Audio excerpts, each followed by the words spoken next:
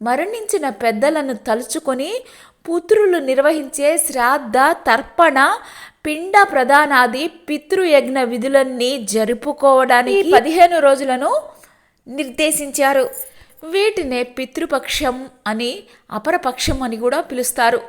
మరణించిన మన పితృదేవతలకు భక్తిగా ఆహారాన్ని అందించి వారి ఆకలి తీర్చటమే ఈ మహాలయ పక్షాల ముఖ్య ఉద్దేశం. పితృదేవతలకు ఆకల అంటే సకల చరాచర జగత్తు మొత్తం ఆకలి అనబడే సూత్రం మీదే నడుస్తుంది.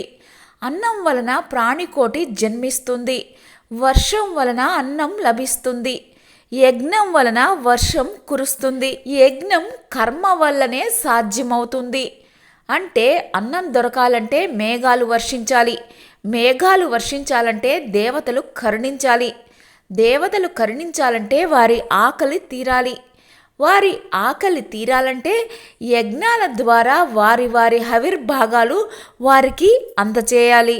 మరణించిన ప్రాణి ఆత్మరూపంలో పితృలోకంలో ఉంటుంది.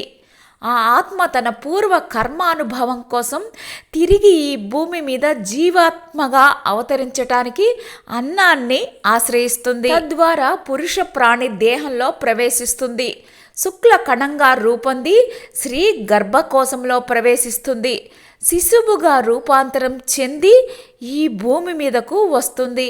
మరణించిన మన పితరులకు మోక్షం కలగాలంటే కర్మ పరిపక్వం కావాలి అంటే పితృదేవతలు దేహధారణ చేసి ఈ లోకంలోనికి రావాలి. అలా రావాలంటే వారికి అన్నాన్ని అందించాలి.